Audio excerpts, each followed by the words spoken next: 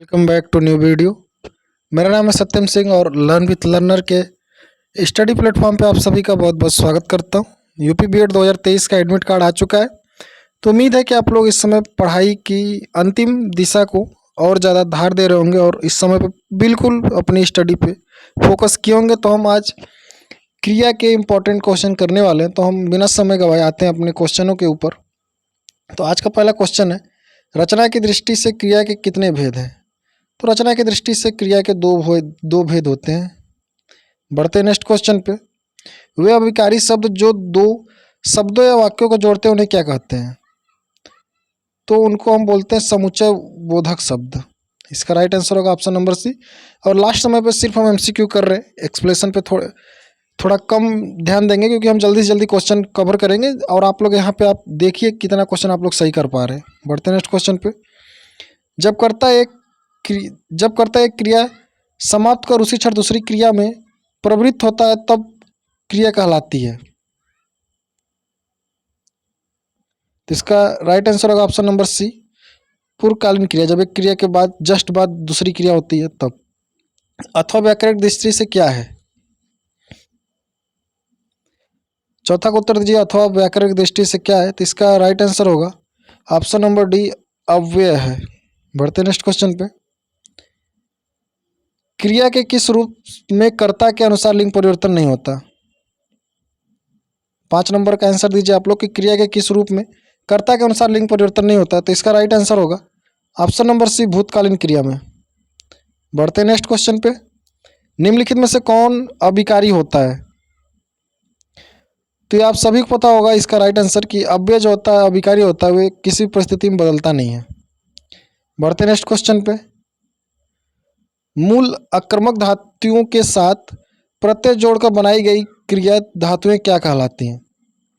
7वां का आंसर दीजिए कि मूल आक्रमक धातुओं के साथ प्रत्यय जोड़कर बनाई गई क्रिया धातुएं क्या कहलाती हैं? तो इसका राइट आंसर होगा, इसका आंसर आप लोग दीजिए ऑप्शन नंबर सी, सार्वधिक क्रमक धातु।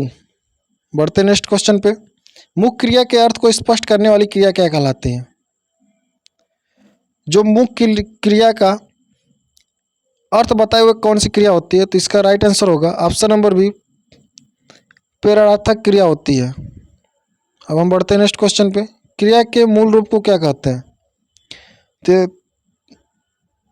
इसका राइट आंसर होगा, क्रिया के मूल रूप को धातु कहते हैं। तो हम जल्दी जल्दी क्वेश्चन कर रहे हैं और आप लोग क्वेश्चन देख रहे होंगे। इसी तरीके का क्वेश्चन आपको देखने को मिलने वाला है 15 तारीख को। तो आप लोग जल्दी से जल्दी और ज़्यादा से ज़्यादा क्वेश्चन का सही आंसर देने की कोशिश करिए। जब तो प्राणियों तथा वस्तुओं के बीच तुलना की जाती है तो क्रिया किस रूप में होती है? तो वहाँ पे जब दो में तुलना होती है तो उत्तरावस्था में होती है, और जब सबसे श्रेष्ठ रहता है तो वो होता है उत्तमावस्था। बढ़ते नेक्स्ट क्वेश्चन पे।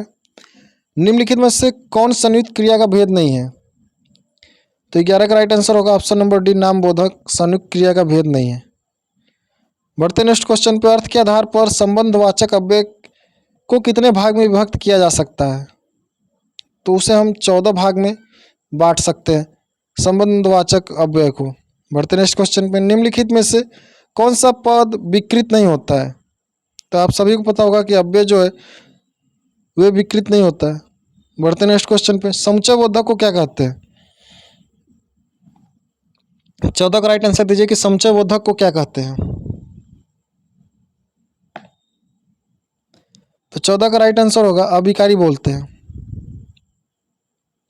बढ़ते नेक्स्ट क्वेश्चन पर। निम्नलिखित में से कौन समुच्चय बोधक अव्यय नहीं है?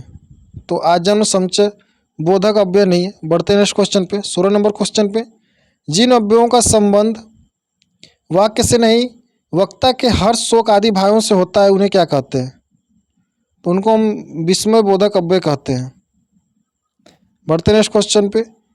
जिनका प्रयोग निश्चित शब्द समुदाय या पूरे वाक्य का अतिरिक्त भाव अर्थ प्रदान करने के लिए होता है उसे क्या कहते हैं? तो उसको निपात कहते हैं। अब हम बढ़ते हैं नेक्स्ट क्वेश्चन पे। जिस वाक्य में कर्ता की प्रधानता होती है, लिंग वचन प्राय कर्ता के अनुसार होते हैं, वे वाक्य कहलाते हैं। तो वे कृतवाच्य कहलाते हैं।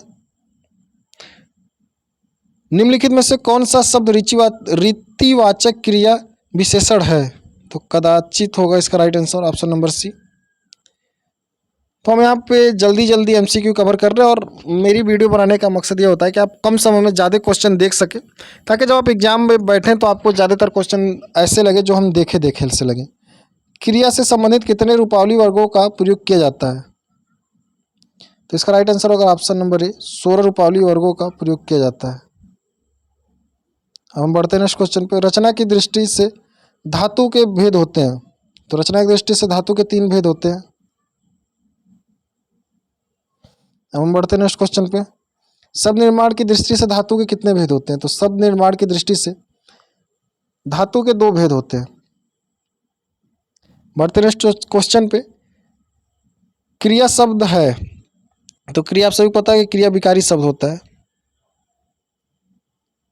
आई होप कि आप लोग इस समय तक लास्ट मोमेंट पे विकारी अविकारी अब यह सब चीज़ें अच्छे तरीके से जानते होंगे, इसीलिए मैं ज़्यादा एक्सप्लेन नहीं कर रहा हूँ, सिर्फ आपको आंसर देता हुआ चल रहा हूँ। यौगिक धातुओं की रचनाओं के कितने प्रकार होते हैं? क्योंकि लास्ट मोमेंट पे इस समय ये सब चीज़ें एक्सप्लेन करने का समय नहीं है, इस समय रिवीजन का समय है और एमसीक्यू अटेंड करने का समय है। तो यौगिक धातुओं की रचनाओं के कितने प्रकार होते हैं? तो यौगिक धातुओं की रचनाओं के 3 प्रकार होते हैं। बढ़ते हैं नेक्स्ट क्वेश्चन पे। प्रयोग की दृष्टि से क्रिया के कितने भेद हैं? तो प्रयोग की दृष्टि से क्रिया के 5 भेद होते हैं। ऑप्शन नंबर बी सही होगा। अब बढ़ते हैं नेक्स्ट क्वेश्चन पे। संयुक्त क्रिया के कितने भेद होते हैं? तो संयुक्त क्रिया के 13 भेद होते हैं। ऑप्शन नंबर डी सही होगा। बढ़ते नेक्स्ट क्वेश्चन पे। क्रिया के जिस रूपांतर से वाक्य कर्ता की प्रधानता का बोध हो वह क्रिया कहलाता है। तो वे कर्मवाच्य कहलाता है।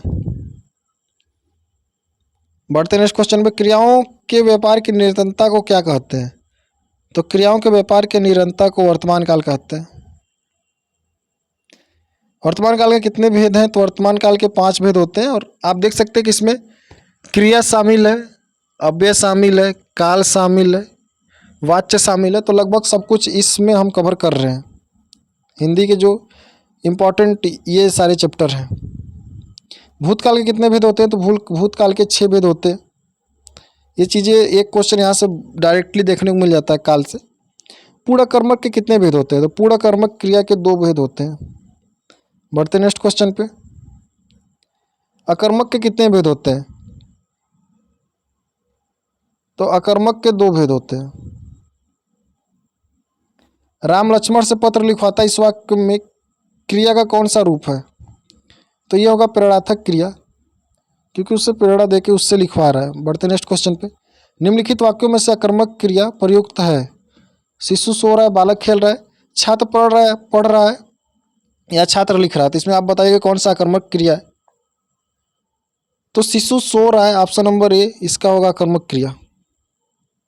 बढ़ते नेक्स्ट क्वेश्चन पे।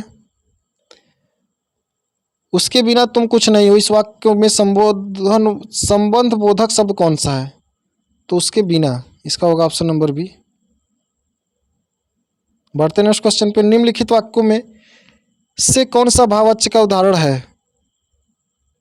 तो धूप में चला नहीं जाता, यह भाववाच्य का उदाहरण है। बढ़ते नेक्स्ट क्वेश्चन पे। राम से पत्र लिखे गए, यह किस वाच्य का उदाहरण है?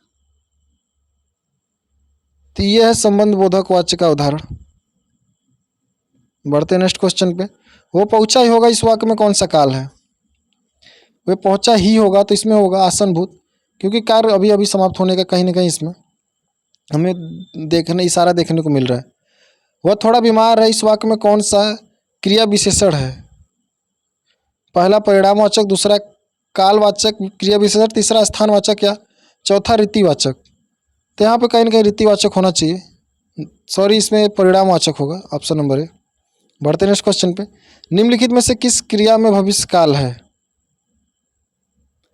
मैं आपकी प्रतीक्षा करूंगा, मैंने पेड़ काट लिया, मैं पुस्तक पढ़ने वाला था, मैं आपका भारी हूँ। तो ये वर्तमान क्रिया है, ये भूत क्रिया है, और जो भविष्य काल है वो ये दोनों काल है, और जो भविष्य काल है वो ऑप्शन नंबर ए है। ऑप्शन नंबर ए राइट होगा। बढ़ते नेक्स्ट क्वेश्चन पे। निम्नलिखित वाक्यों में से किसमें प्रर्थक क्रिया का प्रयोग नहीं हुआ है?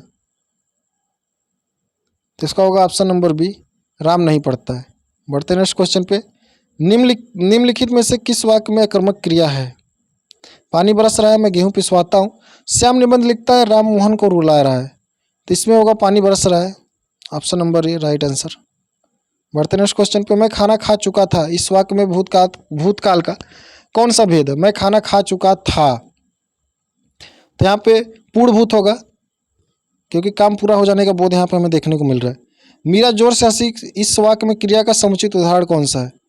हंसना कहीं ना कहीं आक्रामक क्रिया है, हंसना रोना ये सारे आक्रामक क्रिया है। अब पढ़कर क्या होगा, इस वाक्य में कौन सा क्रिया है? तो इसमें पूर्णकालिक क्रिया है। अब पढ़कर क्या हो गया, पूर्णकालिक क्रिया का उदाहरण है। हथियाना शब्द में कौन सा क्रिया है? तो हथियाना शब्द में अनुकरणात्मक क्रिया है। बढ़ते नेक्स्ट क्वेश्चन पे। निम्नलिखित में से कौन सा शब्द प्रार्थक क्रिया है? तो गिराना, इसका राइट आंसर होगा ऑप्शन नंबर सी। बढ़ते नेक्स्ट क्वेश्चन पे। सड़कें चौड़ी बनाई गई हैं, इसमें चौड़ी क्या है? तो इसमें चौड़ी जो है वो पूरक है। बढ़ते नेक्स्ट क्वेश्चन पे। वो एक सप्ताह के बाद आया, इस वाक्य में कौन सा शब्द क्रिया विशेषण है? तो इसका राइट आंसर होगा ऑप्शन नंबर सी, बाद। बढ़ते नेक्स्ट क्वेश्चन पे। वह धीरे धीरे पढ़ता है, इस वाक्य में धीरे धीरे शब्द क्या है? तो धीरे धीरे शब्द इसमें क्रिया विशेषण है। श्याम को पुस्तक पढ़नी है, इसमें कौन सा वाच्य है? तो इसमें कर्म वाच्य है। निम्नलिखित में से कौन सा शब्द अव्यय नहीं है? तो इधर अव्यय नहीं है, बाकी सब अव्यय है। भरोसे शब्द में कौन सा रूप है? भरोसे शब्द में कौन सा रूप है? तो भरोसे शब्द में संबंध बोधक रूप है। बढ़ते नेक्स्ट क्वेश्चन पे। निम्नलिखित में से कौन सा वाक्य वर्तमान काल का उदाहरण है? तो वह पढ़ रहा है, ये वर्तमान काल का, पढ़ रहा था भूतकाल है, पढ़ रहा होगा ये ये आसत भविष्य काल है, वह पढ़ेगा ये भविष्य काल है। मैं घर जाता हूँ, इस वाक्य में मुख्य क्रिया की पहचान करिए। तो इसमें मुख्य क्रिया होगा जाता। तो ये हिंदी में वाच्य क्रिया काल अव्यय से हम 55 क्वेश्चन कर लिए। आशा करता हूँ इसमें से ज़्यादातर क्वेश्चन आपके सही होंगे और लास्ट समय पे कम समय में आपका एक अच्छा रिवीजन हो गया होगा। तो इस वीडियो में सिर्फ इतना ही, मिलते हैं किसी और वीडियो में, तब तक के लिए जय हिंद जय भारत।